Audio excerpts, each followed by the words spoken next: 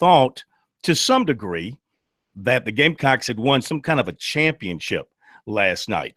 The big crowd of Gamecock fans who were there, they couldn't have been happier.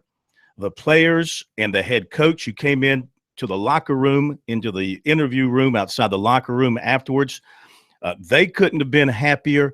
It really was like a big exhale for them because so many people did not know what to expect. So many people kind of doubted them, even playing quote-unquote Vanderbilt, which is not a bad football team and a team that will get some wins this year if they get their quarterback situation improved. Their quarterbacks weren't very good last night, but the running backs were very, very good. But South Carolina, you could see a lot of improvement in the defense throughout the ball game. You can't blame them for what happened in the first half early on coming off a turnover. Now, Vandy did put together one nice drive for the touchdown. But otherwise, in the second half, Vandy did not get past USC's 16-yard line, and they shut them out. So the defense certainly much improved over last year. And I tell you, the quarterback play got better. Perry Orth did an excellent job in the second half. I think he was 10 of 15 through the air for 140 yards in the second half. Brian Edwards, for his first game, flashes of Alshon Jeffrey. A.J. Turner, love the way that guy runs. Offensive line struggled. Too many penalties, especially early on. They've got to get better. But again, it's game one. You make a lot of improvement from game one to game two. And I go back to what I said back in the summer when you guys laughed at me. Biggest game of the season, Vanderbilt, because it gets them off on the right foot. Everybody around that program today feels good. Muschamp went out recruiting today. He hit at least 4 schools in South Carolina today, I'm told. And he does it with a win in his pocket, his first time out at South Carolina. It changes the entire dynamics versus a loss and looking at possible 0-2 with a trip to Mississippi State coming up. Yeah, the big key about the offensive line, I will tell you this. Vandy has a very salty defense, and Derek Mason put together a strong defense when he was at Stanford, and they do a lot of shifting. And if anything in the first game needs a lot of synchronization, it's those calls at the line of scrimmage. You got Helms who hadn't played in a year. So you're not making excuses, but, the timing was just off. But they got better when they got their rhythm in the second half. And Perry Orth, everybody, your interview with Helms early, you say, yeah, the fans may be on him. But you could tell that team trusts him when he's in the ball game. And he made some tight throws in that football game, and he trusted Brian Edwards. I mean, there were times when he was just completely covered. He said, nobody can cover him. He's too big. He can leap. He can catch. I thought Deebo Samuel woke up in the second half. The big key now is Jamari Smith. Everybody talked about him looking good, but now he's that type of guy, Phil, who was used to, when he was a running back, getting the handoff, looking at where he's going. Now he's almost like he's looking to see who's going to hit him before he catches the ball. And he had 3 big drops in that first half that could have cost South Carolina in that game. And, of course, they had the 2 fumbles. McElwain, I thought, looked good running the football, but just like every young player, a freshman, their upper body strength is not there. And you could tell Vandy was going for the football every time he came out of the pocket. And they got him a couple of times. But he showed his exceptional athleticism at times. Yes. He's got the speed and the quickness to run away from problems in the backfield. He has a good arm. Height could be a bit of an issue. We saw a ball knocked down the line of scrimmage. But let's face it, USC has 2 relatively short quarterbacks right now. Jake Bentley would be different. But he's, I don't think they want to play him at this particular point in time. But we'll see. It's a long season. By no means has South Carolina done anything more than grab the lead in the East early on with their win over Vanderbilt. That's right. They're 1-0 in the East. You can't take that away from them. You look at the standings today, USC is on top. And look what Appalachian State put Tennessee through last night. Driving through Nashville today and listening to the Sports Animal and the host there and the callers, my God, they hate the coach. They hate the quarterback. All of a sudden now Josh Malone can't catch the football. Hurd is a lousy running back. They have no offensive rhythm or scheme. The new defensive coordinator is not very good. I mean, every aspect of their football team was being ripped apart from every They angle should have after a win. they Now, it should have wasn't, lost but last you don't, night. you got to give Appalachian State some credit. Yes. That's a good mid-major Sun Belt Conference team that's going to play fits and beat a lot of people at their own level. 9 years to the day when they upset Michigan in the Big House. They could have had another scalp last night. I don't see how they didn't get on that fumble in the end zone late in the overtime period. That would have been a win for Appalachian State. But as I said before, when we were talking about picks in the SEC early on in the summer, I said, I look at Tennessee and I look at their talent, but I don't trust them. Mm-hmm. And that shows you last night. You can't trust them. Getting back to South Carolina, I think we cannot, go about mentioning A.J. Turner. A.J. Turner, if he gets a hole, he's looked like he's shot out of a cannon. And he runs with reckless abandon. I'm not sure that little body can hold up for a season like that. So they got to find backs that can spell him during the course of the season. There's no way he can hold up the type of hits he took last night, and as thin as he is, and the way he will run with reckless abandon, though, you got to love it. And he breaks a lot of tackles. He gets a lot of yards after carries. He kind of reminds me of that. Of course, Marcus Lattimore was the best at getting yards after carry and breaking tackles. Doesn't have that kind of body build, but he has that kind of lean. David Williams, I don't know what the problem is. This kid has certainly got to be better than what he has showed in 2 years and now a game at South Carolina. I don't know what it is. He just seems timid with the football in his hands approaching the line. Maybe they'll get it out of him at some point in time, but right now he is the number 2 guy. The other running backs, I don't think Darius Polk got in at all on offense. He was on special teams, and I don't recall Rod Talley getting in. Certainly he did not get a carry. K-Mac is on the road to Columbus, Georgia, and Auburn for the Clemson game. We'll catch up with him in a few minutes. If you want to join in with your thoughts on last night's game, 800-956-7266 is the number. Email talkback@sportstalksc.com. And on Twitter @SportsTalkSC. We'll have comments from the locker room for you from Will Muschamp coming up as well, too, here tonight on Sports Talk. We'll catch up with David Shelton. I know it's a messed up high school football schedule. Many games were played last night. Many games have been postponed tonight. Last I checked in the upstate, where it was raining when I came through, the games in many cases were still on there. So maybe we'll have some games to report tonight on our high school scoreboard shows beginning at 10 o'clock from action tonight. If not, we'll just recap the games from last night. So we got a busy show for you. What'd you think of the Gamecocks' efforts and victory last night moving forward for them? And, of course, we'll talk about Clemson and Auburn and how that game's going to go tomorrow night. Big showdown on the Plains in Auburn. 800-956-7266, the number here on Sports Talk from Columbia. Back in a moment.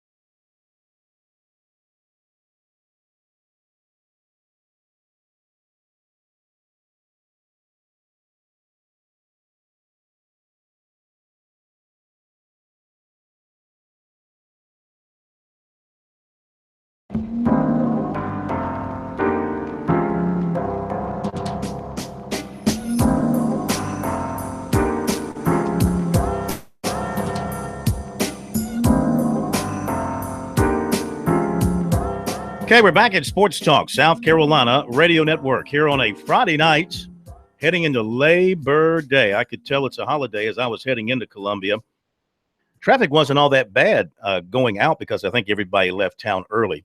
Traffic heading up 26 into the mountains was real heavy between Spartanburg and Asheville. A lot of people going up that way. Weather, of course, stinks all over the place, but it's going to clear out over the weekend. We should be good for racing. Sunday night at Darlington should be good for football parts of the Southeast, I think, going into tomorrow. Furman's in action tonight up at Michigan State. That is going to be on the Big Ten Network. The Paladins getting paid $655,000 for their trip to East Lansing. 7 o'clock kickoff on the Big Ten Network if you're going to watch Furman and Michigan State. Can Furman make Michigan State squirm like Appalachian State did Tennessee? Of course, it's different now. Appalachian, being FBS, offers more scholarships than Furman does now. But Furman, of course, with its great history of success against FBS, maybe they'll go up there and pull that surprise, or at least give them something to think about. 800-956-7266.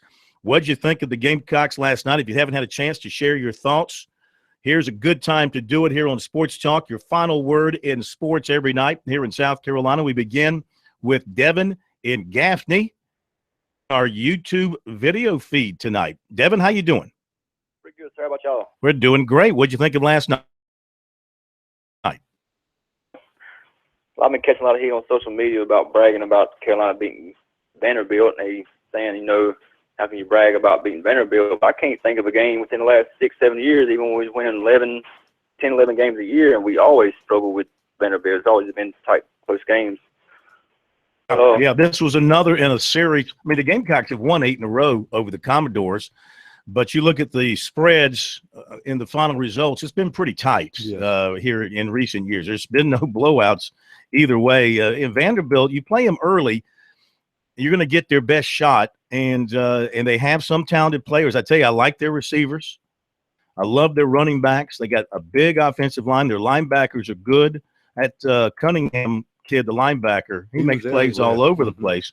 But look, they missed the field goal in the fourth quarter that opened the door for South Carolina, and the Gamecocks put together a good enough drive to get in position with the wind to give Fry a chance. Fry said afterwards he hit from 62 with the wind in practice before the game, so he felt pretty confident going into the kick. That Blossom game kid came out of nowhere, I thought.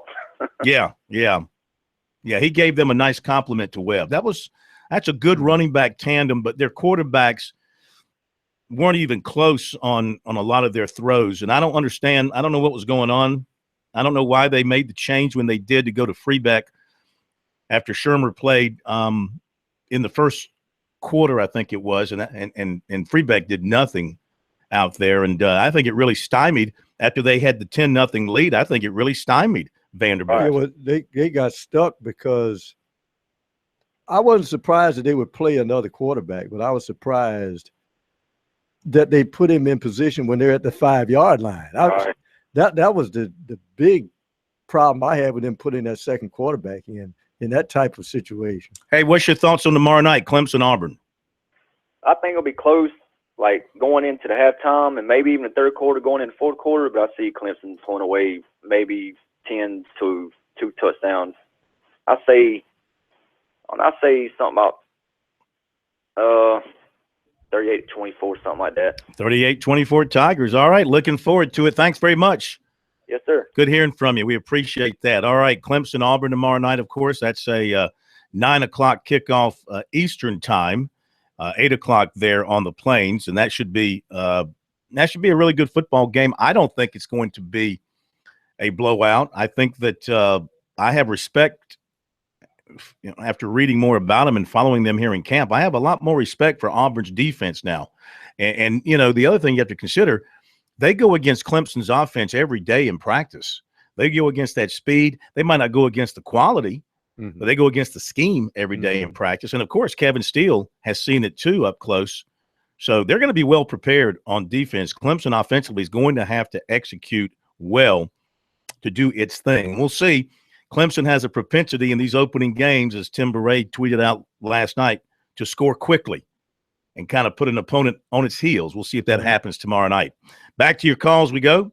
And it is who you got there, Jarmark? Hey, this time we're going with Jay, and he's braving it out in Myrtle Beach right now, despite all the winds and torrential stuff going on out there. Okay, Jay, how are things along the coast? Well, you know, it rained today in Myrtle Beach. It did. It just rained, man. You know, I mean, and everybody, it's a natural disaster if you listen to everybody want to call in for work. But anyway. How was the wind? Was the wind heavy? No, I mean, a few gusts here and there, but now there's not even any wind to speak of at all. Okay. As I'm riding through down 17 now, there's no wind at all. Good. So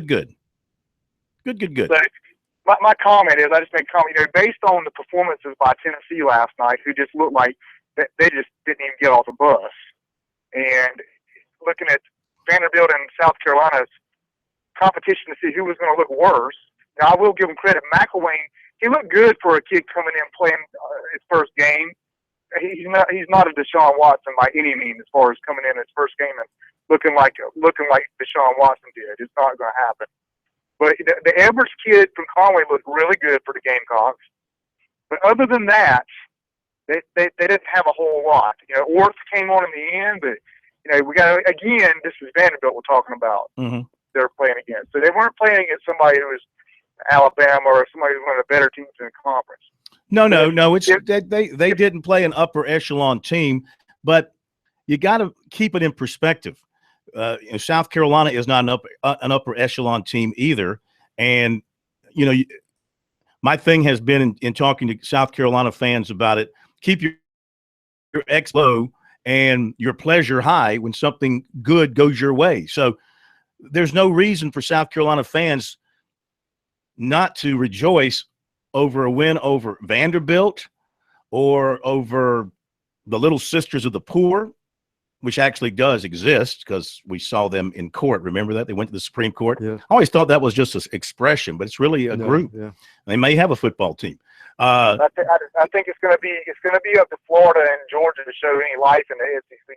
Well, I'm not going to discount Tennessee after one game. I mean, they found a way to win. They have talent, and you know, you don't judge a team by its first game, good or bad. I think Tennessee got just what they needed. Wake up call last night, because as I said, I don't trust them, and they'll be confident in a game like they were at Florida, up big, and then let Florida just march up and down the field in the fourth quarter and beat them. And as good as Joshua Dobbs is, he has a propensity to make the big mistake late in the football game trying to do something he can't do. Now, the interesting thing about South Carolina, and I'll just give this food for thought.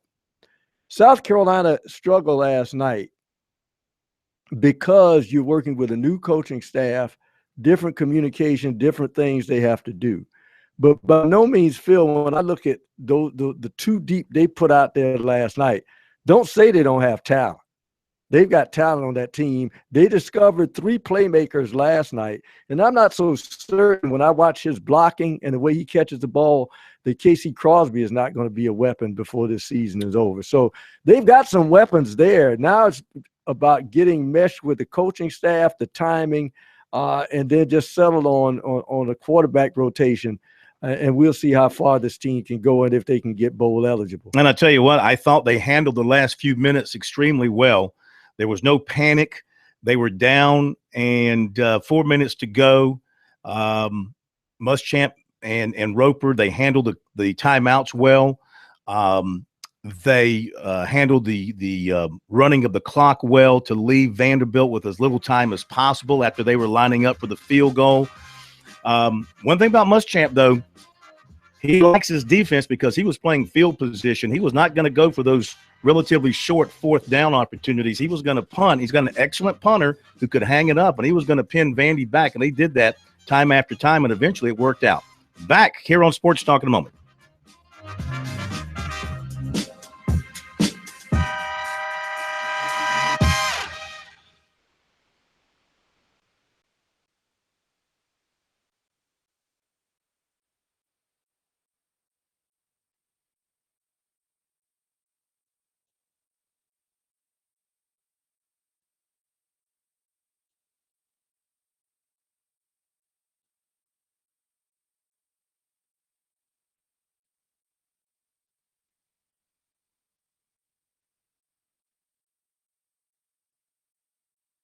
in threes. Mm-hmm. And so they're spread out. And I'm on this far end.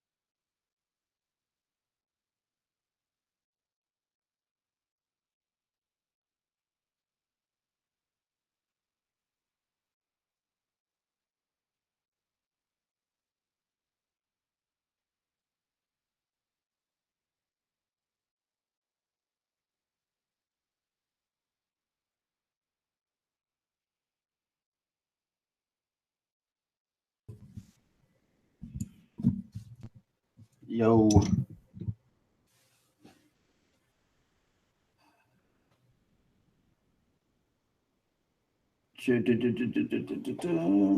Check one.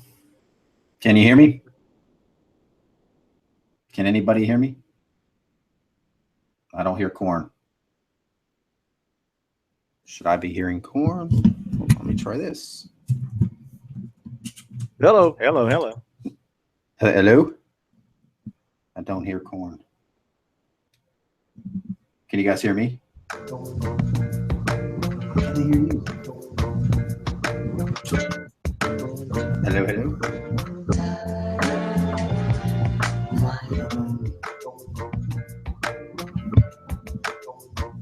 Back we are, Sports Talk, South Carolina All right. Radio Network, here on a Friday night from downtown Columbia.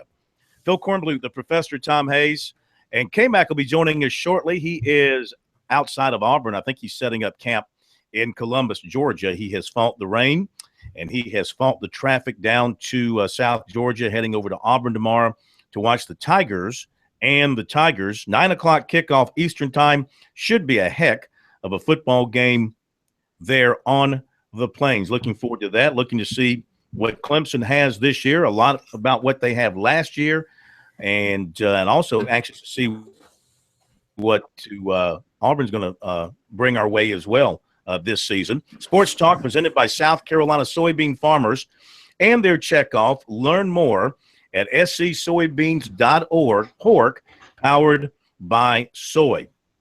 Before we get to K-Mac, Will Muschamp was, after the win last night, I mean, he's had a lot of big wins in his career as a head coach and as an assistant coach. But this one probably has to go down as one of the biggest because at South Carolina. It gets him off on the right foot, a little positive feeling coming out of camp, coming out of the first week, knowing that you got another tough road game next week in Starkville against Mississippi State. And so, I think it was sort of an exhale moment for him too, Pro, as knowing that they were now estimating about 10,000 Gamecock fans made that trip. There were a ton of Gamecock fans there showing their support for a team coming off a 3-9 season. So for him, I think it was a very gratifying victory, especially the way the team fought from behind, from being down 10-0 at the break and outscoring Vandy 13-10 in the second half. Let's listen in to Muschamp, his comments to the media. We were there for that, and here is what he said about getting that victory. You want to talk about some guts and laying it up and making plays when you had to make plays and making catches and doing the things that good teams do. Road and against a very good defensive football team. I can't tell you how proud I am of our staff and our entire strength staff and the preparation for the first game and how our guys responded in a very, hostile situation. And it didn't go well early. And I'll be as honest as I can be. It's one of the things I told our staff. I said, I'm really worried if it doesn't go well early. How will we respond? I have no idea. And they responded the way you respond. And we'll build on this. And there are so many things to correct. Thank goodness we got the weekend to work, and we'll work every minute of it to get it prepared and get it right to go to Mississippi State next weekend. But it was a great win. So proud of our guys. We got banged around a little in the run game on defense there. We got displaced in some gaps. We'll get that corrected, but some really gutsy plays offensively and defensively as the game wore on, and extremely proud of our football team. I'm proud to be the head coach of South Carolina and open up for any questions. You said you were confident in Elliott up to 52 yards through fall camp. What made you confident today at 55? Well, we felt in pregame because the wind was blowing that way. Coleman felt he was good from 38 in. So, meaning that'd be, 55, 56 yarder. So we felt good from that range because of the wind. We did not feel as good going the other way. Our and always in pregame we go through and talk in terms of where does he feel good and kicking into the scoreboard because it's an open air. There was a more wind there, and he felt good to about 32, 33. So given the situation, obviously 3rd and 6, I thought they'd call a timeout to save some time at the end of the game because the timeouts at the end don't matter. I mean, at the end of the day, it's time on the clock. So, but they didn't, and we were able to milk the time down and got exactly the look we wanted, knowing we'd go out there with them having one timeout with about 38 to 42 seconds in the game to play. And I had total confidence he was going to hit the thing. I mean, the guy's really good, and he's been a good kicker for a long time. And, we're going to have to win some games like this. That's kind of, it's kind of our MO right now. What did you say to him, if anything, before the kick, and what did you say to him after the kick? Well, I didn't say anything before or after. I want to make sure he kicked the ball good on the kickoff, and sometimes he feels good about himself. So I didn't say anything. I just congratulate him in front of the whole team in the locker room. And the guy's a senior. The guy's been in that situation how many times? Y'all know better than I do. So he's been in a lot. We create so many 1-minute, end of game, end of half situations during practice week. I can't tell you how many times he's hit that field goal numerous times since I've been at South Carolina. And I know for a fact, having scouted South Carolina, he's hit him up before. So I had total confidence. Immediate impressions of your quarterbacks. Well, we just, Brandon, we moved the football with Brandon. We got to take care of the football, and that's why really we went back with Perry in the second half. We knew is a 10-point ball game, and, we're going in the red zone to score there. We just got to secure the ball better. We did not make our quarterbacks live in fall camp for the simple reason that's a very tough decision to make in fall camp. I don't think it's always the right one. So we did it in spring, and we had good ball security. We did FUD tackle the quarterbacks in drill work so they would get hit with the ball in their hand. Obviously, we didn't do a good enough coaching job. But I thought Perry made throws. We dropped too many balls. We had 3 drops over the middle for first downs. Brian Edwards, I don't know how many catches he had, but they looked good. He had 8. He's a true freshman first game.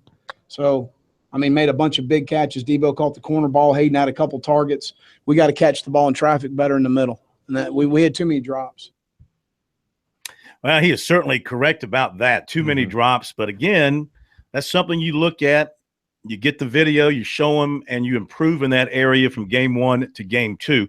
K-Mac joins us now. He is down in South Georgia, heading over to cover Clemson and Auburn. I know you watched with a lot of. I told you that Perry Orth would outplay Shermer, and I'd say that he clearly did, especially in the second half. I stand corrected, Corn. I love it when I hear that. You got me. Yeah, you got me. Yeah, Perry Orth. It got a little shaky at the beginning for Orth and really the whole Gamecock team. They had more penalties than points going into the half, but they really righted the ship, and it was an impressive, gutsy performance by the offense. They made just enough plays, and the defense and special teams won it. How many times have we seen the Gamecocks win like that over the past decade or so under Steve Spurrier? It really was.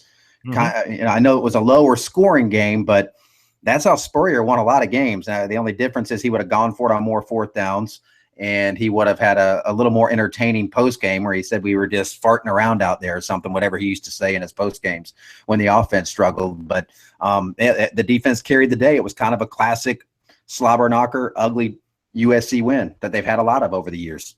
You're right about that. I thought the defense was very physical.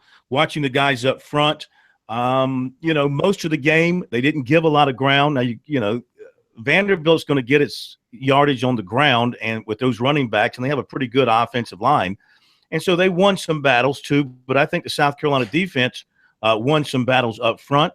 I really liked the play of the safeties. I thought the safeties covered a lot of ground, made some really good plays on some wide running plays where they came in and cut off the sweep, whatever the case may be. And then their coverage was pretty good. Now, they had a couple of interference calls called on them. There was one really weird call where they called interference. I think it was on Jamarcus King. Then they went and picked the flag up. And the Vanderbilt people were not happy about that.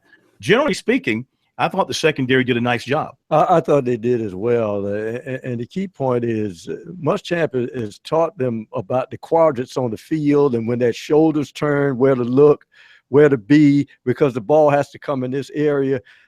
It's key to have a coach who's played the game and has played safety, and he knows the little tricks of the trade and where to train your eyes. Let's face it, some of the best football players may be not the most physically talented, but they know when to place their eyes in the direction on the field when they need to. And I thought for the most part, the defensive backs did that. And let's face it, South Carolina was close in that football game, the way Vanderbilt was struggling throwing the football. If they don't fumble that football a couple of times, maybe they pitch a shutout. Who knows? All right, 800-956-7266 is the number. We'll take more calls coming up. K-Mac, how is the weather down your way now? What's it look like moving towards tomorrow night? Well, yeah, the sun is out. I was very happy to see that. And my thoughts with everybody in South Carolina right now. That thing's bearing down on you. I moved west and just out of the reach of the storm here, and it is sunny and warm, and that's pretty much what it's going to be tomorrow. They're not expecting any rain at Jordan-Hare. All right, let me jump in. We got a break. Sorry about that. Yep. We'll come back to you in a moment. Sports Talk on a Friday night.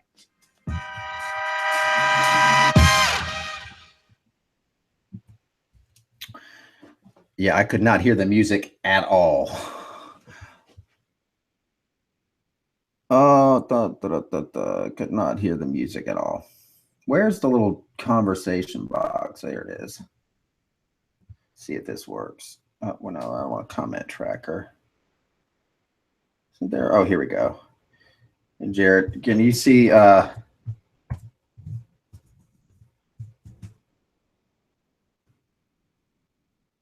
sent you an IM, Jared. I can't hear the music at all. If you want to, I should have been looking at the clock, and I'm still not used to this new clock.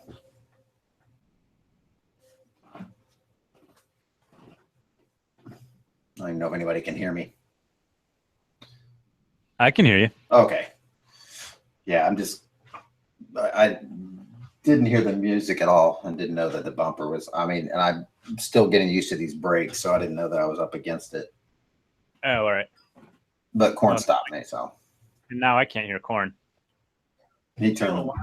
Using a wireless headset? No, I'm using the Yeti.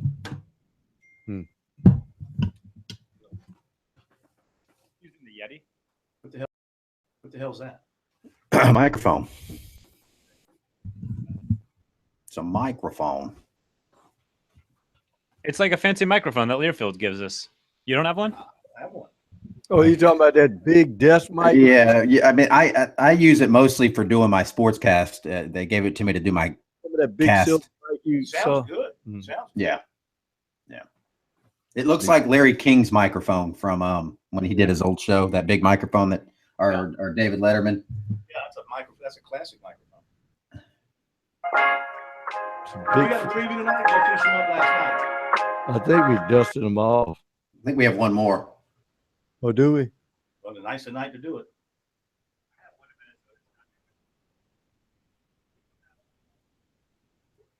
I don't think they're interested in the Gophers down here. Let the Gophers die. I'm going to do a Founders here. They So be won prepared. last We night. got to do two Founders. Y'all did one last night, didn't you? Yes.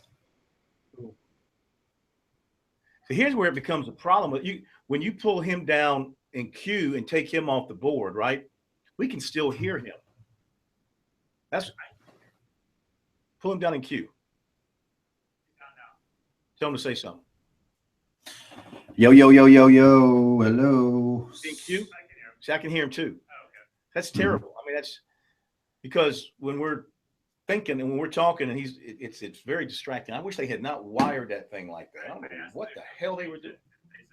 No, they won't change it. Mm. So instead of taking them all the way down to Q, unless you have to talk to them, Mute me. when you take somebody down, just put them just off of Q so it doesn't come back in our headsets. I hear all that background noise. It's really, then I'm thinking they're going, oh, yeah. Lee Sterling. Yeah. Oh, yeah. Good call. Hey, like right now, I hear K-Mac. I don't want to hear him. I can mute myself. So you don't Yeah, it's a hear good me. idea. All that, You guys just let me know when you're coming back. Okay. Well, you'll hear us. The wiring is just. that kid committed to Memphis today, didn't he? Yeah. Okay, I thought Memphis. Though I saw some people here on my Twitter feed saying he committed to Kentucky. No, I saw Memphis. No, but you know what they're doing, Phil? There's a guy that has the same You name. guys have commercials going on. Phil, there's a guy that has the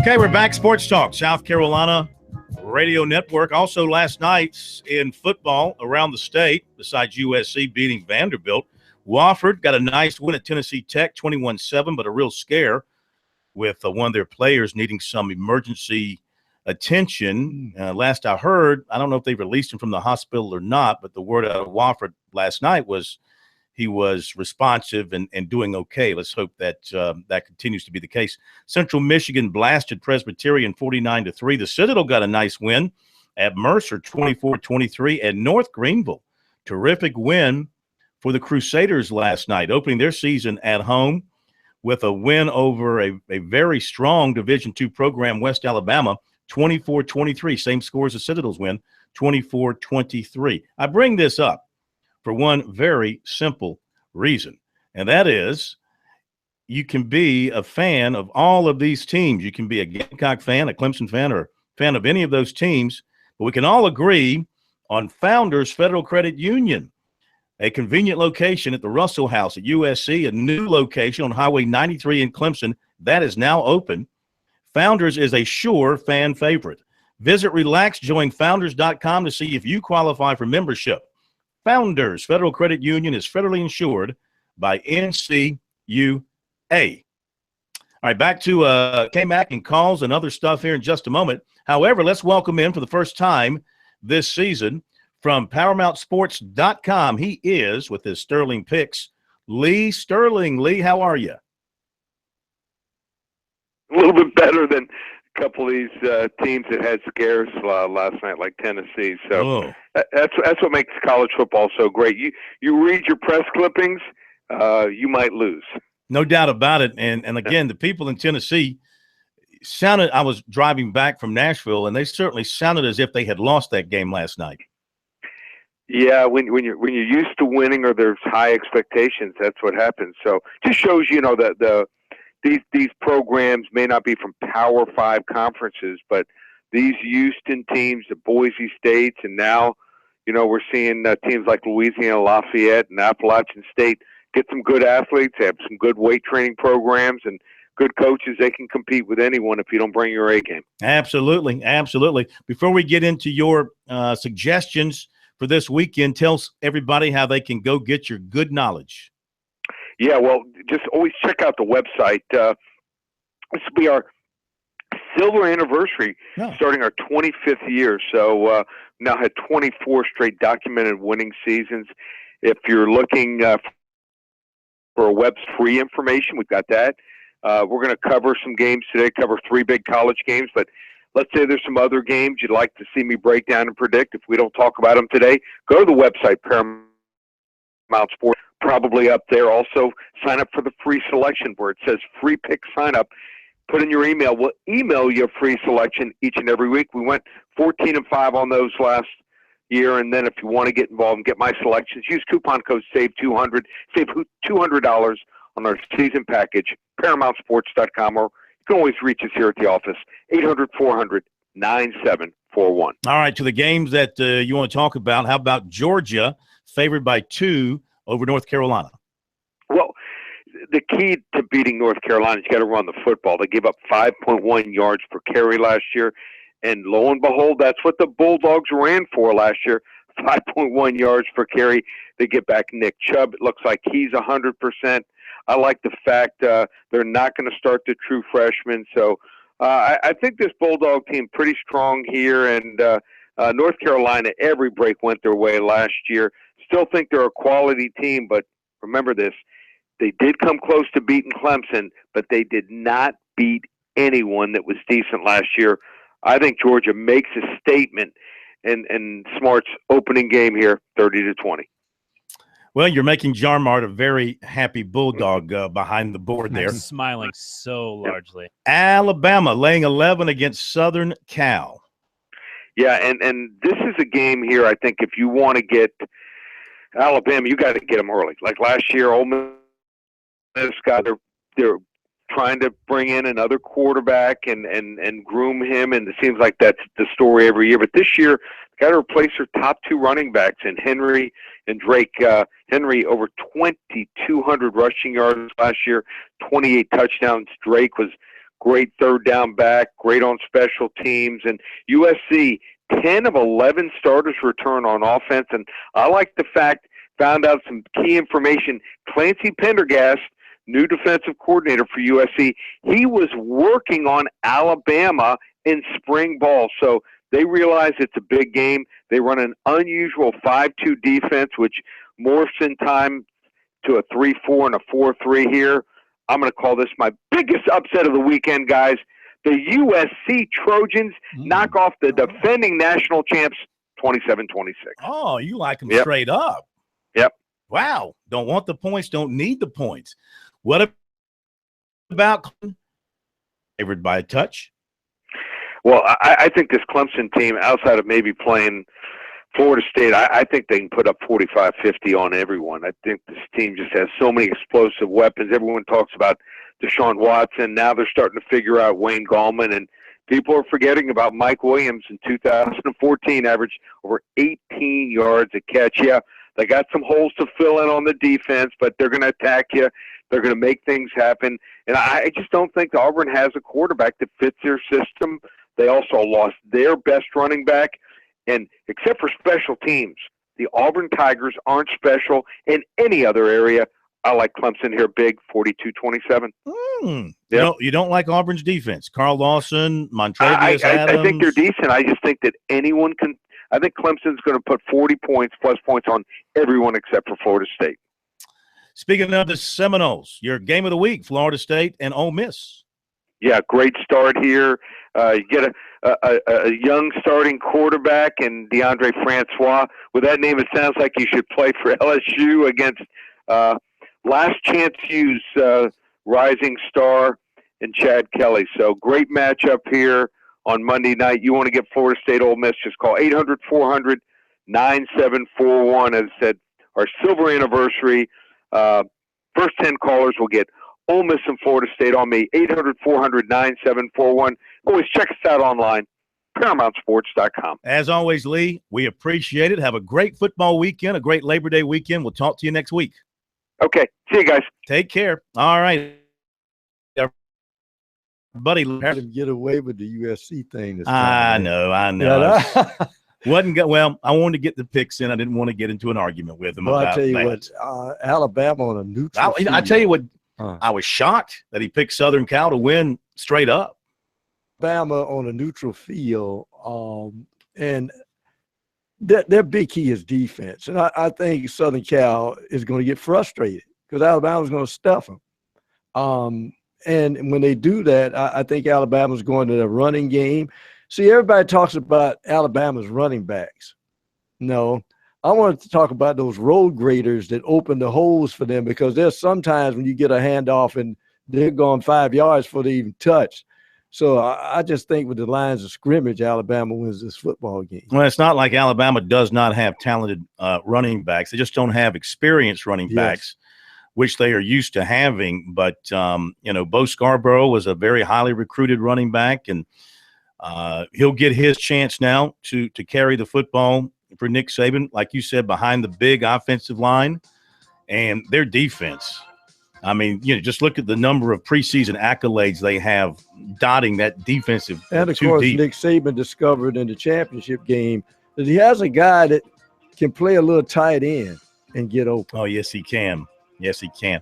And, like they do every year now, it seems, they just plug in somebody at quarterback, ask him not to turn the ball over, manage the game well, make sure you get the ball in the running back's belly and get out of the way for the most part. So we appreciate Lee Sterling being with us. K-Mac coming back in the next hour. We'll talk more about Clemson Auburn. David Shelton, hopefully we'll ring him up with the high school situation being like it is. I hope we can grab him. We also hope to have Monty Dutton with us, though Monty is at a high school football game tonight. All of that and more coming up, hour number 2, here on Sports Talk.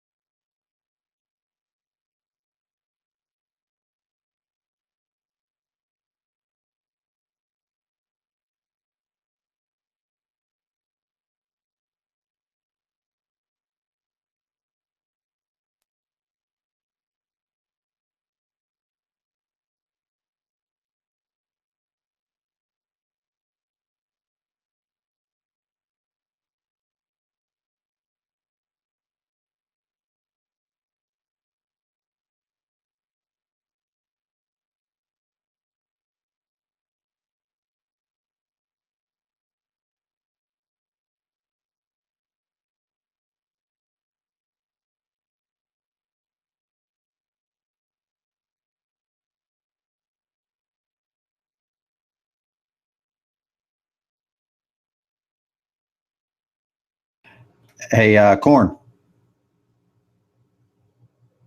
Can Corn hear me? I don't hear Corn. Jared must not have you up. Yeah. Yeah, oh, yeah. I saw Arch Fowler. He's staying at this hotel that I'm staying in. Yeah. He told me that he saw you. Yeah. Invited you to dinner. Yeah, I was supposed to meet Matt Conley for dinner, but he's running late. It's just hellacious out there. Yeah. I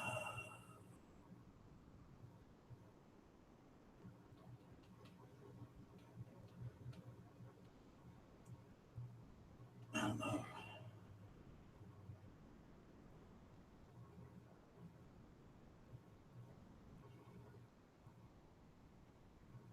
Hey, did you get a chance to get those high school scores? Okay. So we'll have to. Boy, Hartsville walked the dog on camera. We'll have to go through this after the show and start. You guys will be able to knock all that stuff out early tonight. No, we got games tonight. Really? Who's playing tonight? Upstate, mostly upstate. Damn. I thought the whole state was washed out.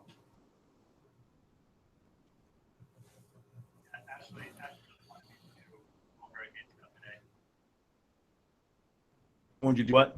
She wanted me to focus on hurricane stuff today. Okay. Instead of sports. You guys have commercials going over your talk audio right now. That was the same guy that was hammering me now. Tweet. Well, see, when people look at it, when people look at the stuff nationally, they think it's barreling in on us, but it really wasn't that much. Right. But we got Colorado.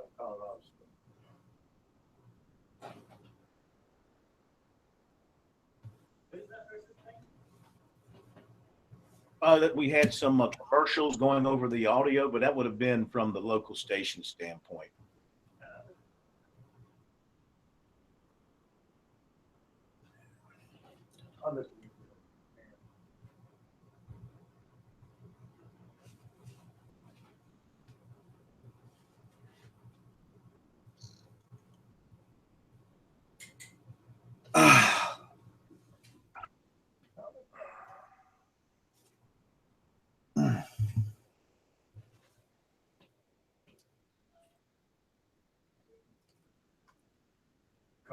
Colorado State. Look out.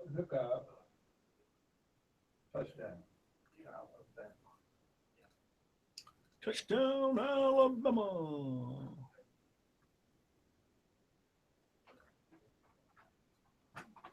Phone's ringing there, John Mark.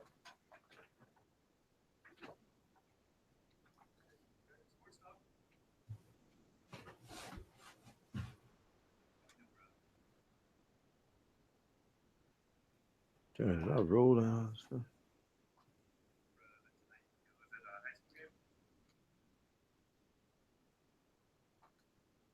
No, we should be on in Columbia.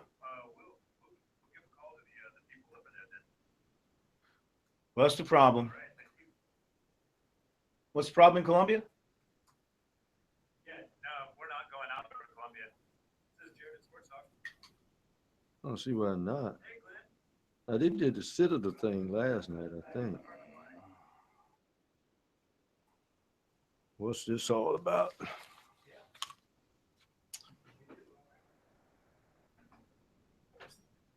apparently we're just dead air in Columbia right now. Well, I'll find out about that.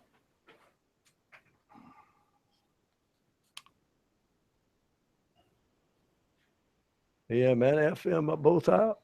You mean it's just dead air in Columbia? That's what one of the callers just said. I'll check it once we're out on the break. Well, no, I'll call the station owner. You know, they had Citadel last night. They might not have switched their computer. Well, there you go. Bingo. Mm-hmm. Bingo. Hi, Kev. Good. You guys prefer dead air over sports talk?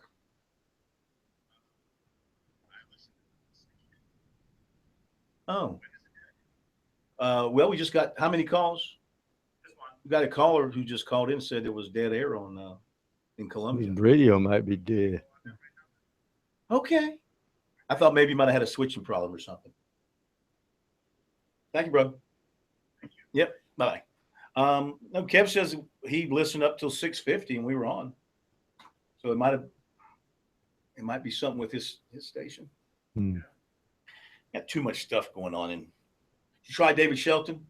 Get him on now. Yeah. Look out. Touchdown.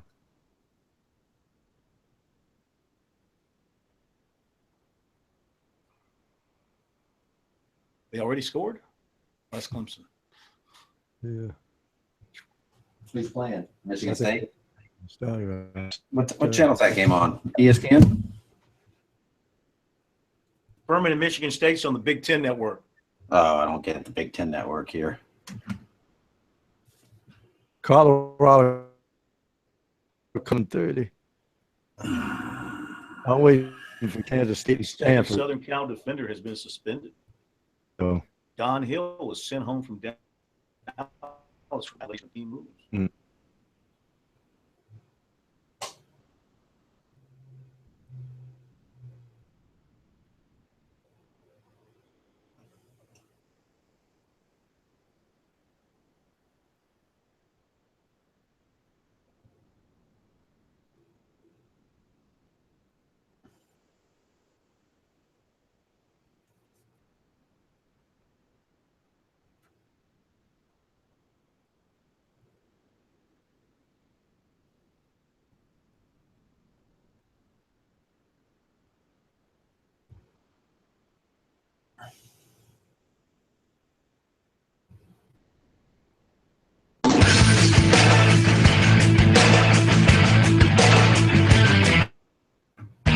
Columbia.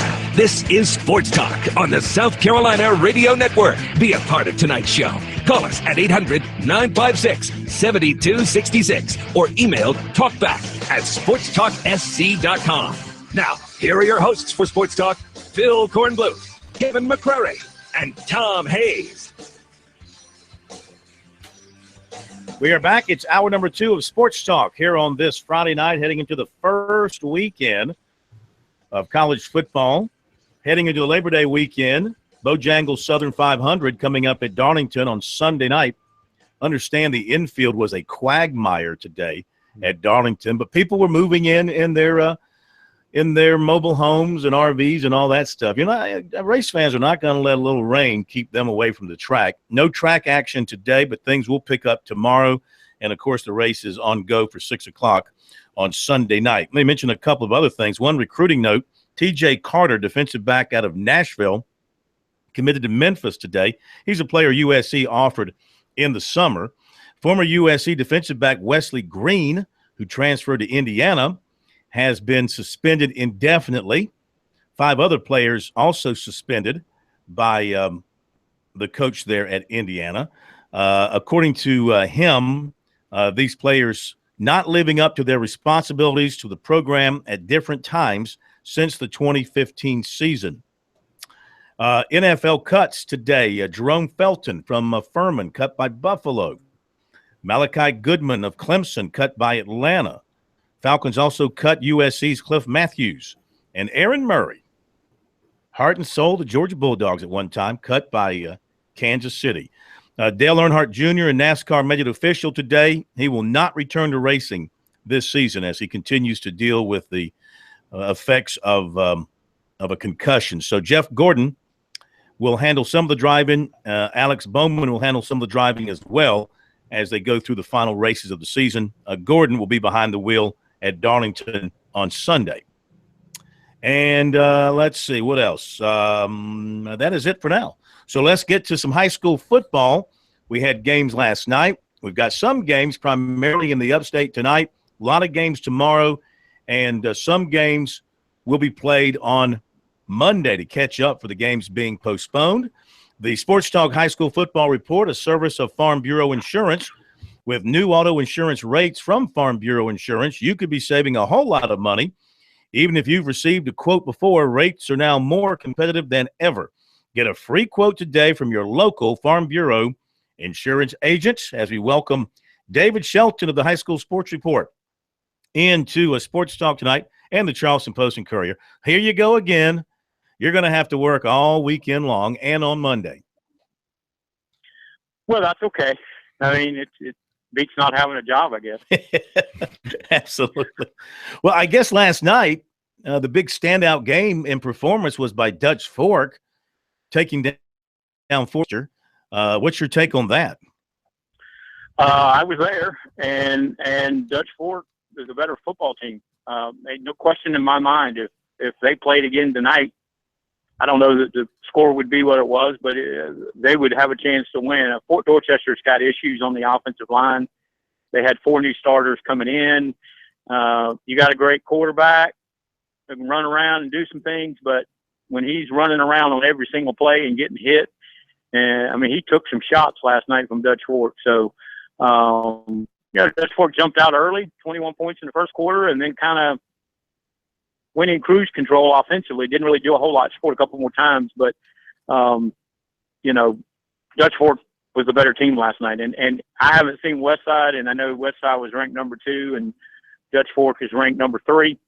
But for my money, I may vote Dutch Fork number 1 because they look to go on the road on a Thursday night. Granted, they had an extra week to prepare, but against that offense that had scored over 100 points in 2 games and a quarterback that had 800 yards passing in 2 games, they did a number on him. They really did. What did they dial up defensively? It didn't look like they did a whole lot of exotic stuff. They pressured him with their front 4. Every once in a while they bring a linebacker, but they dropped in coverage. Their secondary is pretty athletic. They can stay with those receivers. And they literally beat them all off the ball on the front 4 or 5. And they did what I've said people have to do. They cannot let Decarrion Joyner get outside of that. They have to keep him corralled inside the pocket. And he got out a couple times because he's a great athlete, and he made some plays with his feet. But he was throwing the ball. Timing was off. He was having to throw a little earlier.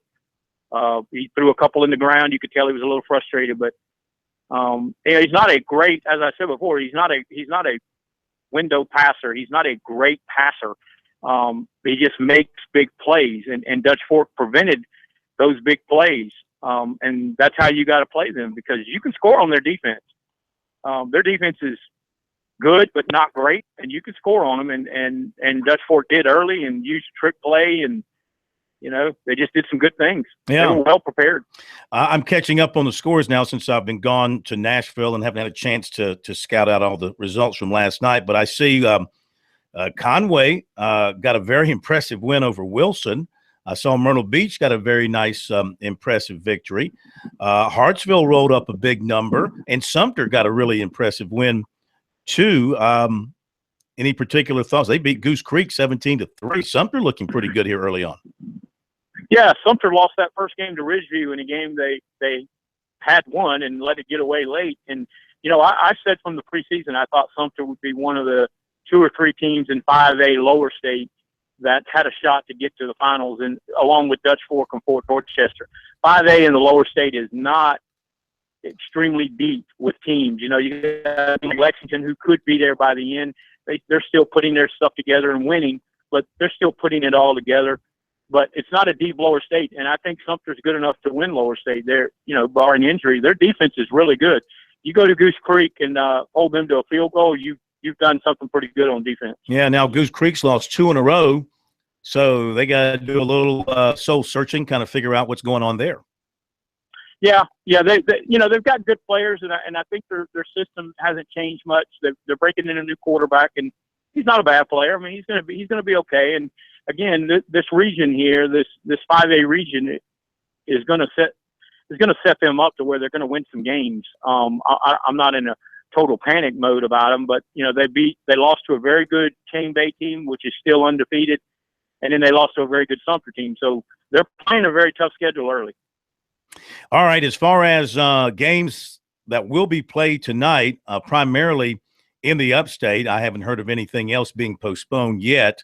I know a lot of games are going to be played tomorrow, but the games left on the schedule for tonight, anything in particular? I'm just scanning over the list myself. Anything jump out at you as being a must-see kind of game?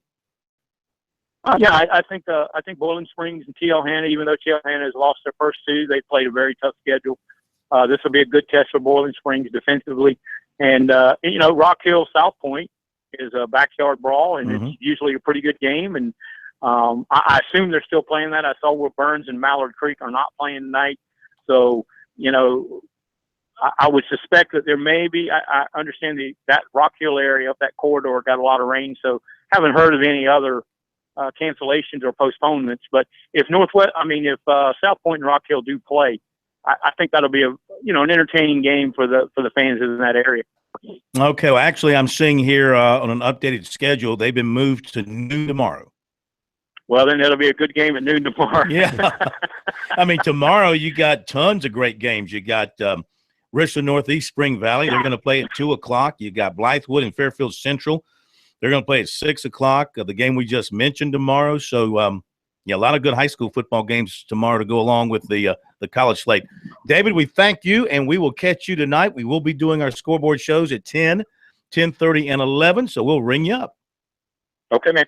Thank you very much, David Shelton, High School Sports Report. And, yes, we will have our high school scoreboard for you tonight here on South Carolina Radio Network at 10, 10:30, and 11 o'clock. So make sure you check out the scores over the airwaves and also check out the scores on our website, sportstalksc.com.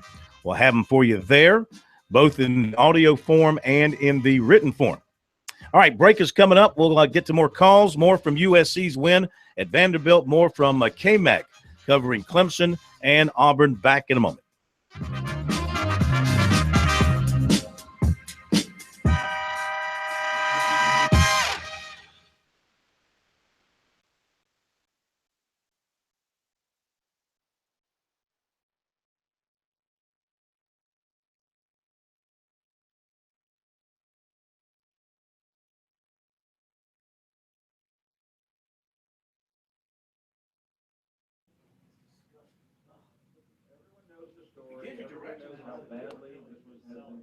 by the Penn State administration. They're trying to move forward. You don't move forward by breaking this back.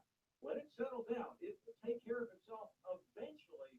But that eventually is not now, Dave. It's the wrong time, the wrong place. We have this debate all over again. Penn State gets hurt. James Franklin is the coach. He's not helped by it. And it was a big mistake by the Penn State administration, which is sounding like a broken record. You want every commercial on very when you look at how time heals all ugly experience, to say the least. Now, it's getting down to a team of experts irritating an entire country that's really sickened by what happened there. That's not at Penn State. So yeah, we'll see what happens. That's a commercial. So many quarterback battles that are taking place. How y'all like to have your little point listener home? Which one is exactly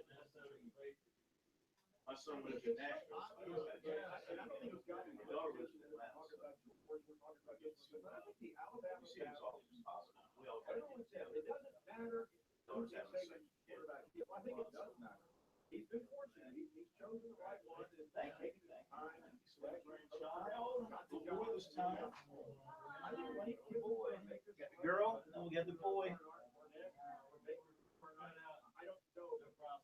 Good prospects, yeah. What happened? They get the same position they did last year with John Marcy. He's married to his career right now. One game, Danny. That can't last forever. Yeah, I think you got to be careful too. Don't get cute. I get Jake a hard time. The game, and that's what happened last year. This game, 5 turnovers, had a lot of sloppy ones. You have to find Phil Wright's game. Anybody. I'm really curious to see what happens in Michigan with Jim Harbaugh. I didn't get to bed till 3:30. Whoa. Well, by the time we finished up and do those wraps for the morning and all that. Well, yeah, it gets time gets away from. You know, they didn't even have. They didn't have Muschamp after the game because they had a power bump I guess in the dressing room. And they didn't have Ellis on with Muschamp. They couldn't get him on.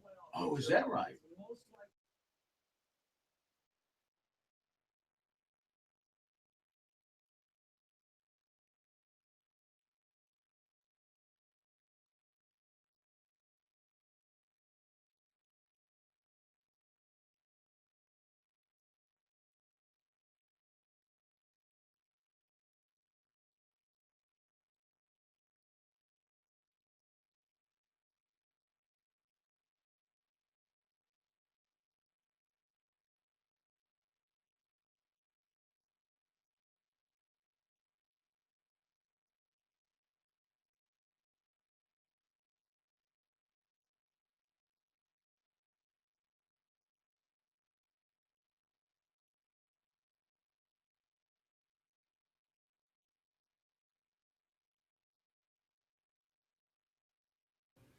I'm not on mute anymore.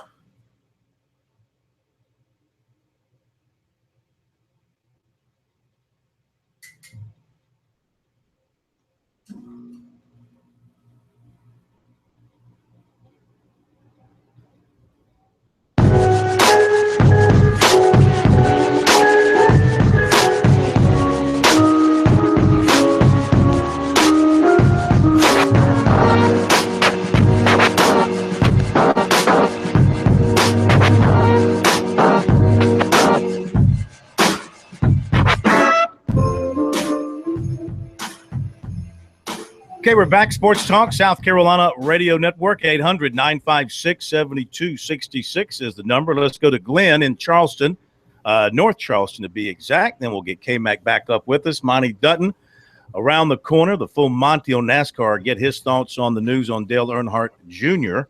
being out for the rest of the season. Glenn, what's going on? Not much. Happy about the win last night. And I see a few problems that Muschamp needs to correct on, like the confidence in the ball carrier on kickoff, like knowing when to ball, especially teams and when not to. That was almost a catastrophe in the get-go.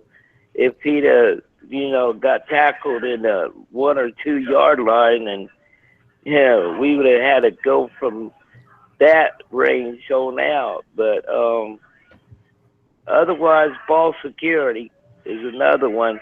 They got the ball ripped from them, pretty good bit too. So I think ball security is definitely something they need to work on this weekend. I'm sure they will. I'm sure they'll do that. A.J. Turner said afterwards that he just kind of froze. He should have listened, as he said. He should have listened to the other safety who was back there with him, who told him to stay in the end zone. And I think he just, freshman, first kickoff of the season, he's returning it.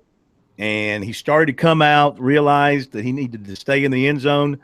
Luckily for him, the rule is the ball has to cross the line, not your foot. Mm-hmm. So everybody saw the foot cross the line. Right.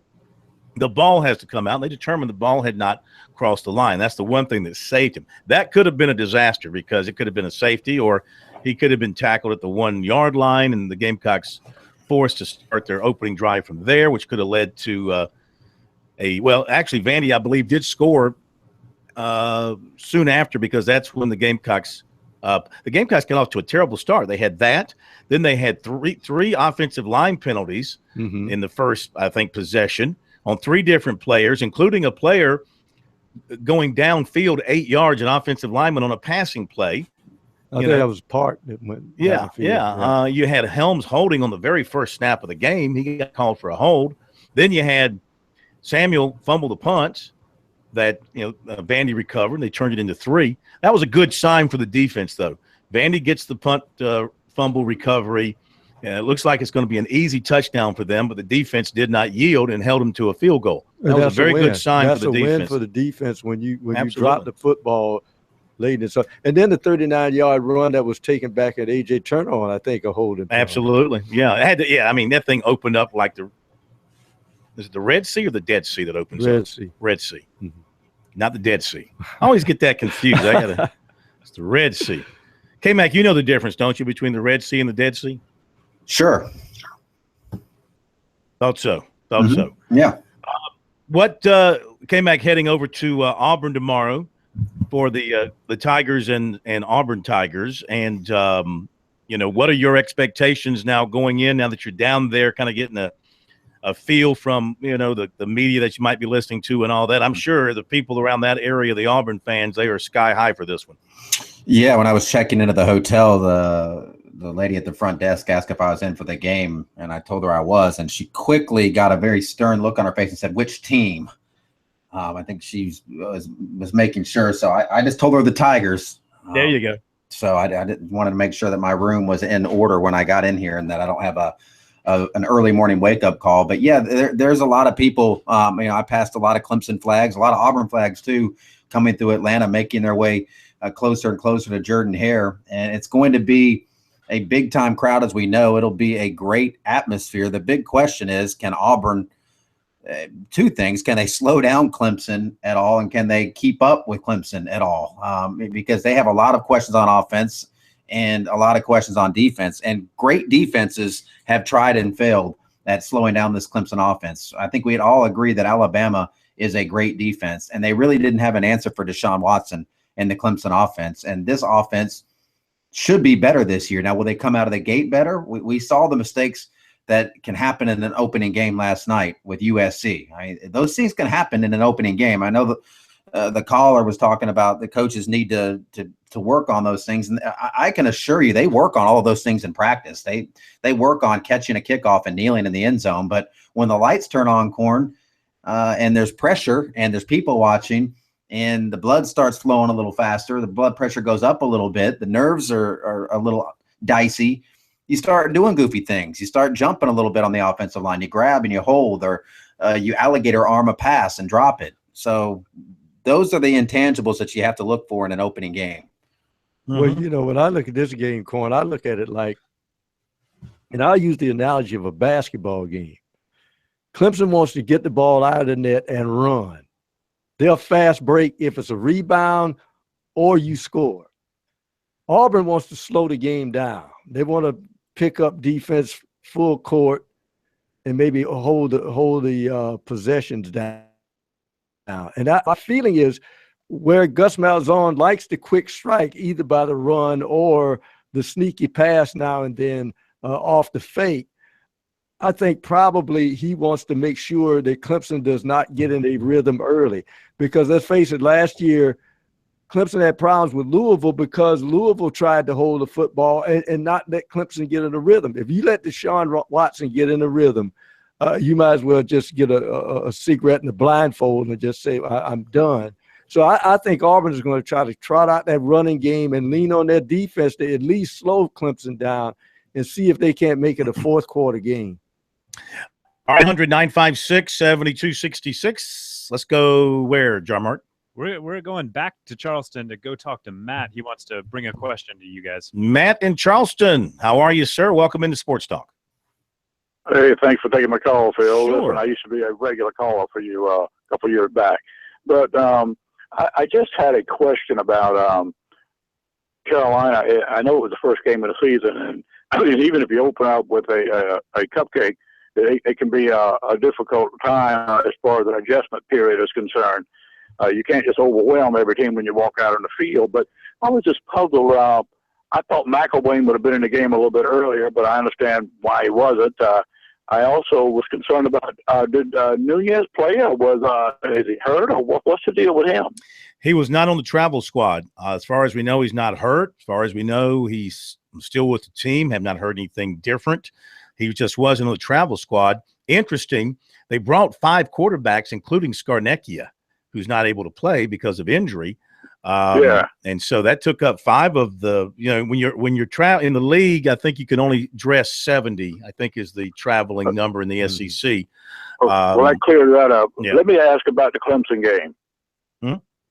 Yeah, listen, I'm a big SEC fan, but I'm one of the few people in this state that likes Clemson and Carolina. I always have, and I'm from here. But I hear these people talking on the radio, some of them, and they're talking about they're calling into the local Bobby Harton show. I didn't call in, but they're saying that this is a trap game and that the defense that Auburn will have, or the scheme they'll have, will be able to slow Watson down. And I'm thinking to myself, did they see the national championship game? Because I don't think Auburn's defense, as good as it may have been in past years, is any better than the Alabama defense that he played against earlier this year. And what puzzles me is I'll give Auburn credit for 2 things here. One is at Jordan-Hare Stadium. You have to go in there and earn a win to beat Auburn. I understand that. Gus Malzahn's a fairly decent coach. But the thing is Kevin Steele, this would be a signature opportunity and win for him. Just don't think he has the horsepower to keep up with Clemson. All right, thank you. You might be right, and that's a decent comparison there. I mean, if you want to say, look, if Alabama with all their defensive studs could not stop Clemson last year in the national championship game, what makes anybody think that Auburn's defense can do the same thing with a Clemson offense that might be better than last year? Jordan-Hare. Yeah, but this is a Clemson team with enough veterans, especially on offense. I don't think they're going to be fazed by all that. They won't be, but if there's something in the dirt there in Jordan, in the dirt. Yes. Back in a moment.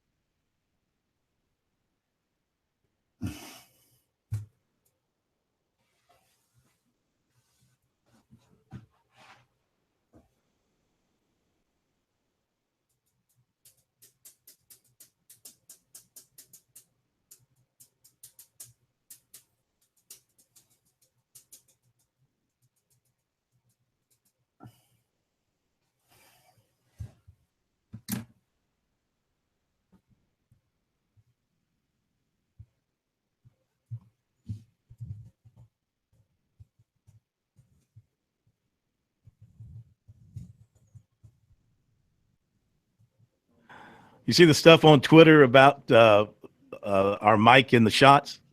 Yeah. I saw. Did you see the email? Oh yeah, I wrote that guy back. I basically said, screw yourself. I didn't drive 7 hours to get bad audio, and it's not my fault that they brought 3 guys in and spread them out across the table. I'm going to get my audio, and as long as I'm not in the shot of a television camera or a professional photographer for a newspaper, then I'm fine. I can't worry about John Whittle sitting back with his phone taking a wide-angle shot that covers everything. The TV cameras and the photogs, they zero in. They zoom in. So they're not getting me. I'm not in those shots. And I work with them. I keep the microphone down and out of their way. If it's in their way, they'll let me know. So I'm not worried about Whittle, Whittle got upset with you, or you were in Whittle shot? I didn't. I don't know. I saw it. The first thing I saw was let me go back here and see. Oh, get a mic then. Something from Whittle. Oh, yeah. Whittle took this guy, Sean Allen, commented, "What's with the guy holding the Sports Talk microphone?" There he is again, that freaking Sports Talk mic. So this Sean Allen guy, he's the one that emailed too, and I see he's the one that's sitting commercials going over your talk audio right now. Yeah, I don't know what that is. It's not us. But I wrote him back and basically said, not basically, I told him straight up, I'm going to get the best audio I can get. And as long as I'm not blocking a television camera or a professional photographer shot. And why is he worried about a mic flag? And even in the shot that they're talking about, I mean, I'm not blocking their shots. Even that wide thing, you just happen to see me there, which is, that's just life in the tight structure we were in. Jim Grove looked strange in that. I actually did have a mic stand with me, but I wasn't. Not gonna do me. Yeah, I mean the one with what Muschamp, you could have used a mic stand. Yeah, but I walked in right when he was sitting down because I got caught up in the crowd. I mean, I walked in right as he was starting, so I didn't have time. And I would have had to and even then, with all those mic stands around him, I would have been well off in the distance. See it. See your hand? Oh, it's in there. Yeah. You got your forearm in there.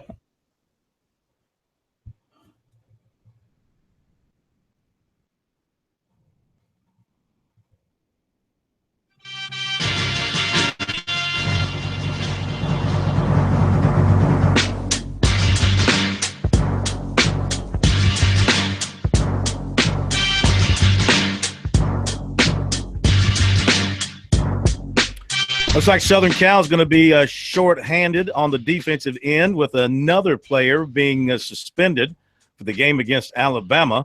USC announcing that their defensive end outside linebacker, Don Hill, sent home from Dallas today for what is officially being called a violation of team rules. Hill, however, was named by TMZ in a rape case that allegedly involves fellow USC linebacker Osa Messina. So that issue continues to bubble there at Southern Cal. He'll be missing a couple of standout players or major contributors on the defensive side. Let's take a few minutes away from talking college football. We'll hear from Will Muschamp in just a moment. More from him. Right now it's time for the full Monty on NASCAR as Monty Dutton joins us from MontyDutton.com. Monty's at a high school football game tonight. Where are you tonight? I'm in Warren. Chapman just got a 5-yard penalty. What's the score? Nothing. Okay, very good. Well, I wanted to get you on especially for 2 reasons. Number one, Dale Jr. announcing today he's done for the season. What are your feelings about that? Do you think we'll see him back at 100% next season? I think that, yes, because that's his intention. My only misgiving, I've already been in social media shock fight today over this, is that I keep reading about how this is such a courageous decision on Junior's part. And of course, he is doing the right thing, and I thank him, and I'm thankful he is. But I just don't think this is supposed to be a decision. I think there's supposed to be a process, and that's like the same way I feel when I watch a pharmaceutical commercial on TV. I don't think that you need to be going to your doctor to tell them what to give you. I think that pharmaceuticals ought to advertise with doctors not to the public. Well, I don't think that a driver, the decision on whether he's fit to drive should be his. So that's my only misgiving. So obviously, he's still struggling with the lingering effects of the concussion, not able to get behind the wheel yet. And we don't know. I mean, we don't know how long it's going to take for him to get over this thing. And then you also have to consider, Monty, when he does get healthy and climbs back in the car, is he going to have the lingering mental effects and maybe, I don't know, drive a little more cautiously than he would have ordinarily if he had not gone through this? Well, I think that's just a pattern of human behavior. They used to say in racing that you don't really know how somebody is till the first time they hit a wall hard, because it makes you aware of your mortality. And I think as a general rule, most athletes get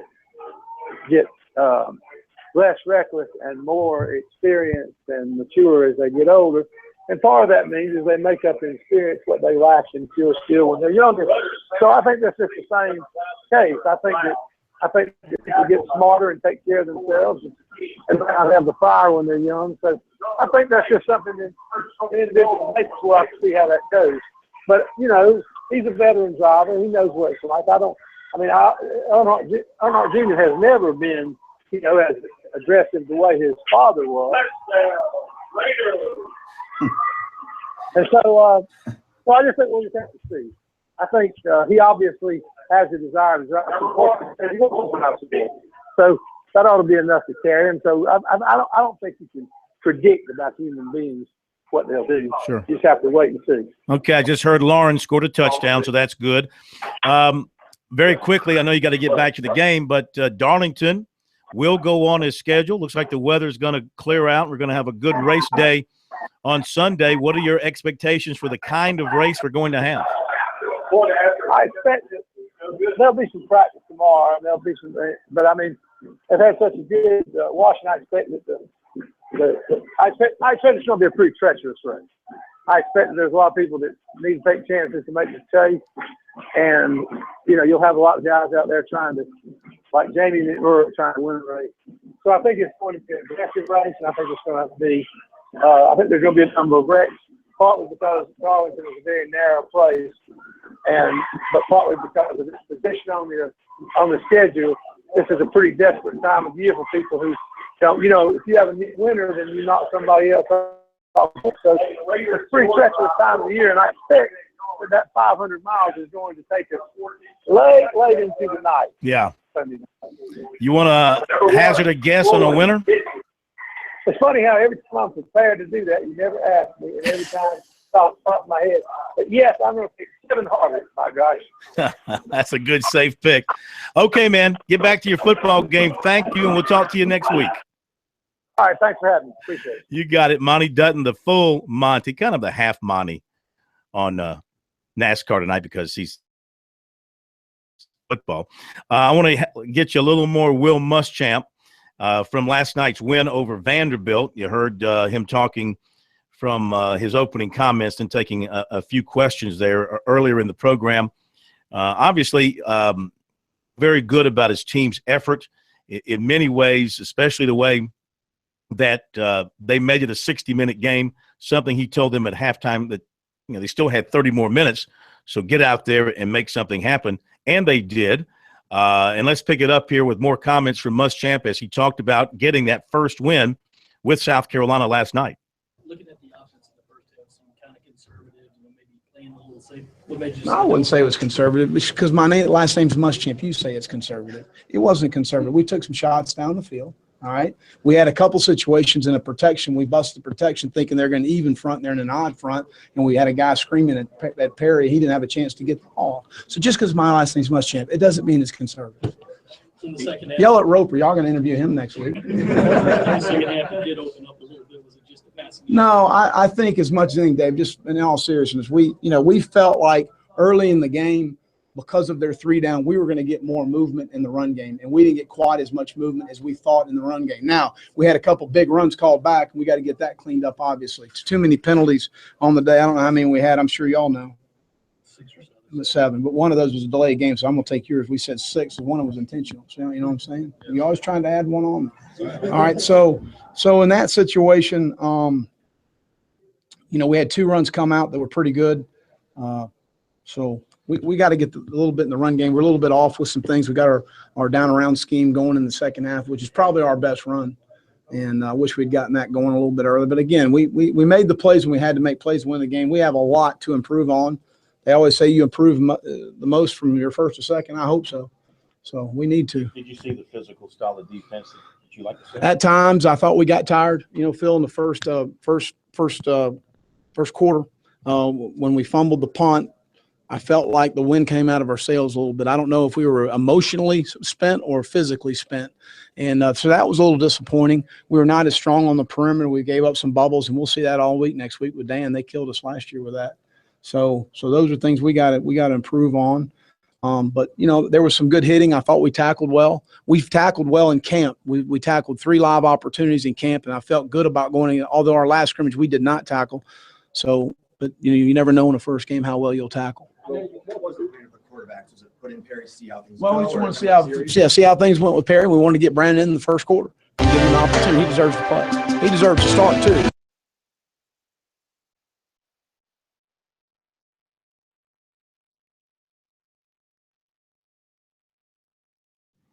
Okay, we had an orchestra jump in there for some reason. We don't know why or where it came from. But that's okay. You heard the bulk of Muschamp there. All of it's on our website, SportsTalkSC.com. If you haven't had a chance to check it out from USC's game last night, make sure you do so, along with the players' comments as well. Next, we'll hear from Muschamp will be Sunday night. He'll have his weekly conference call Sunday night. So we'll have that covered for you up on the website. Make sure tomorrow night, of course, that you are locked into KMAC. On SportsTalkSC.com, on Twitter at SportsTalkSC.com, as he'll be tweeting from the press box at Auburn. And after the ball game, he'll have his video wrap-up of what I'm expecting to be a Clemson win, and also post-game comments. It'll be late. If you're a late night person, if you're a night owl, stay up with KMAC tomorrow night because it will be probably 1 or 2 in the morning before they are done at Auburn. Back in a moment.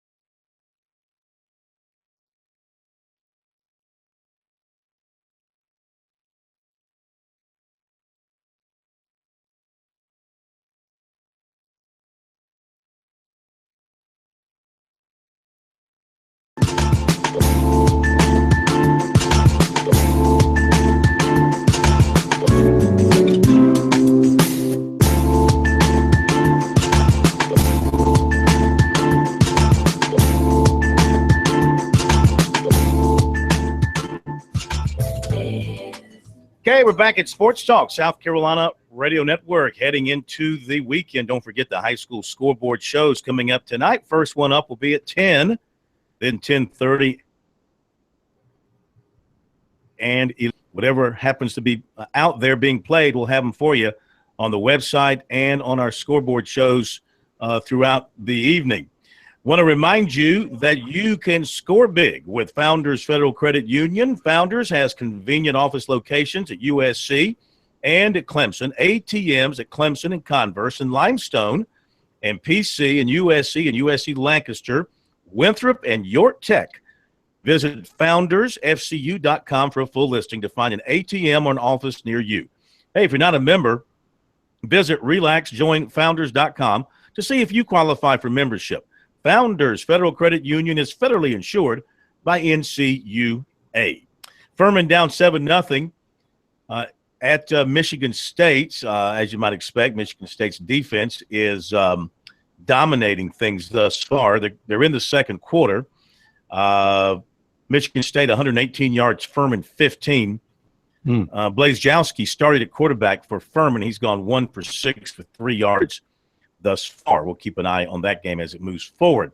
Let's wrap up USC Vanderbilt with the hero of the night for the Gamecocks, Elliott Fry, the skinny senior with the big right foot, drilled home the winner with 35 seconds to go from 55 yards, and he talks about it. We had about 4 minutes left in the game. Me and all the specialists were over there saying, hey, this could be it. So from then on, I was kind of locked in, and then, we got it down the field and moved it in field goal range, and so went in and just kicked it. Will was saying before the game that Ian Coleman noticed the wind was going that way, and that's why they lined the game. Did they tell you that and say you'll have the wind in the fourth quarter? Yeah, actually, we had a conversation in the locker room coming in which way to kick off. Our plan was to kick off into the wind so we could have the wind coming back through in the fourth quarter for the field goal. Did any part of you think, okay, this is a 55-yard field goal, my longest is a 52?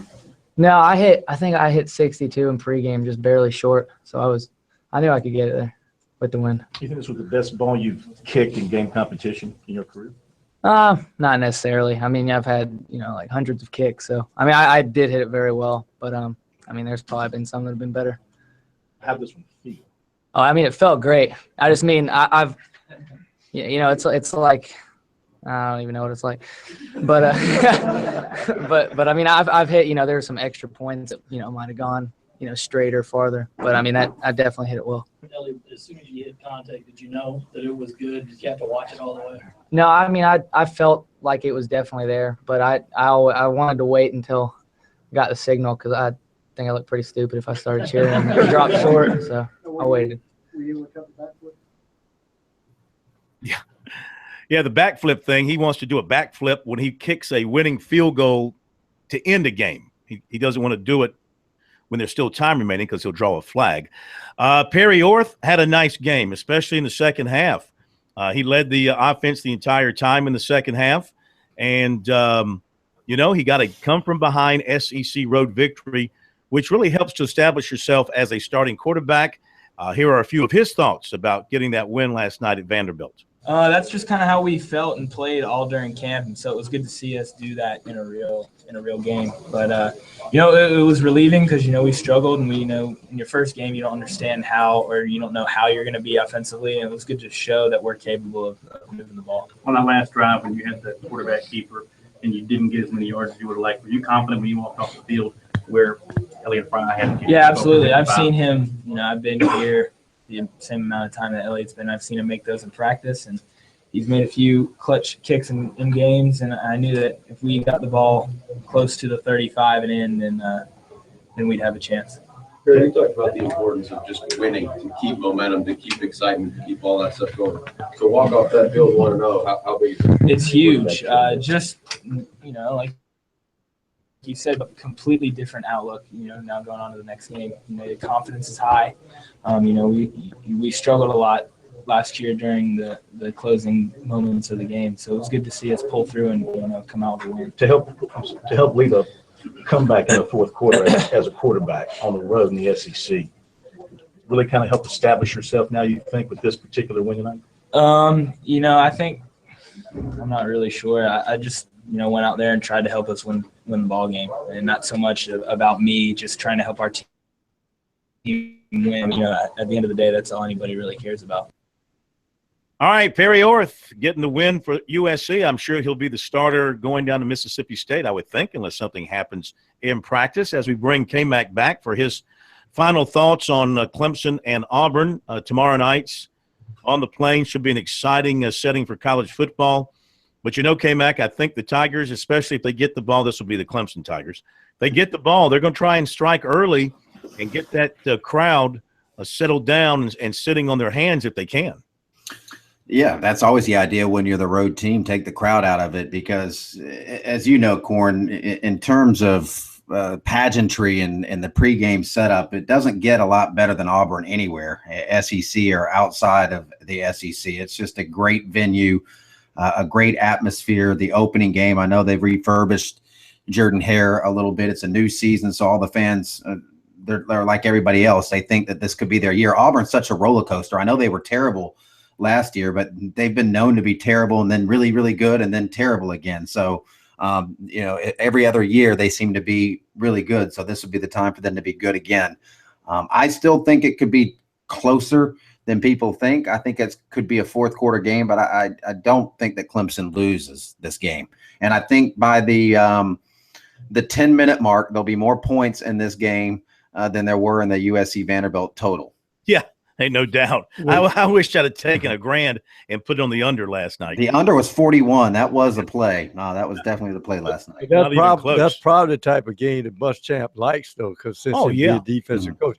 The interesting thing about this ball game is this is one of the games, K-Mac, that I tell people, in my mind, in football, especially at the college level, to me, there's no difference between a close game and a blowout. Sometimes you have to win a game in a blowout. And my feeling is Clemson has to tear Auburn's heart out early.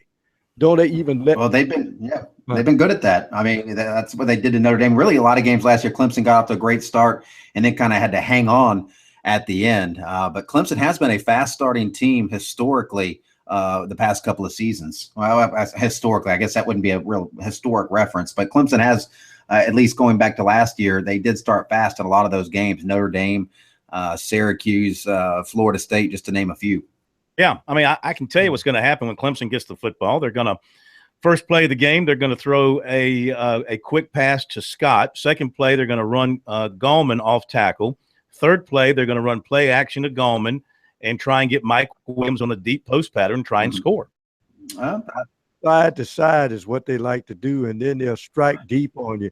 The interesting thing is the fact that if there's anything, if I'm Clemson, make sure that when they turn that eagle loose, that Deshaun Watson is not in his direction, because they might have trained him to try to peck his hand. Maybe a Tiger fan will shoot him. Tiger fan carrying something, a Clemson Tiger fan carrying something will take him down. Hey, K-Mac, do me a favor tomorrow as you're getting your post game. Make sure we get as many shots of our Mike flag and cameras. I don't corn blute it. I will not be standing there. You will not see my hairy arm in any of the shots on television tomorrow night or tomorrow morning, as it were. Just do your job. That's all you're being paid to do is do your job. That's what I do. All right, K-Mac, have a great time. We'll look for your stuff tomorrow night from Auburn. Kevin McCrary covering the Tigers and the Tigers. Don't forget to follow him along on Twitter tomorrow night and on the website with all the post-game coverage. Bro, thank you. Have a great weekend. Jarmart, thank you. A reminder, high school scoreboards tonight at 10, 10:30, and 11. Otherwise, have a great Labor Day weekend. Be back here with us on Monday. Live show, Monday night, Labor Day. We'll be working. Others will be playing. Sports Talk will be working. Have a great holiday, and we'll see you Monday night.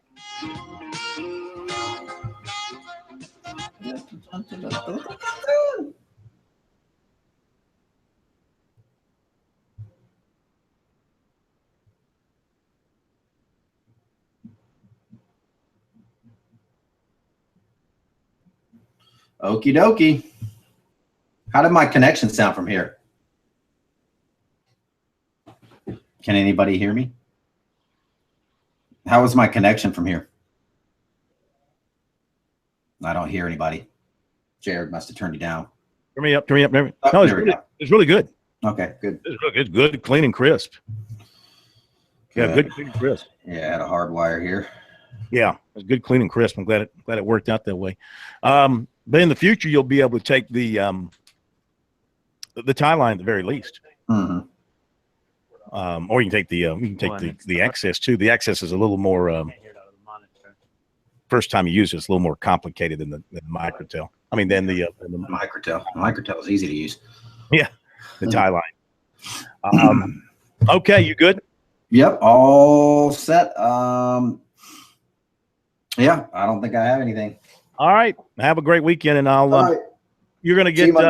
You'll get Dabo, and I'll get what's his face at 7. Sure. Yeah, as long as Dabo's earlier at 6. Okay. If you have a problem, let me know. I will. Okay. Okay. Bye. All righty.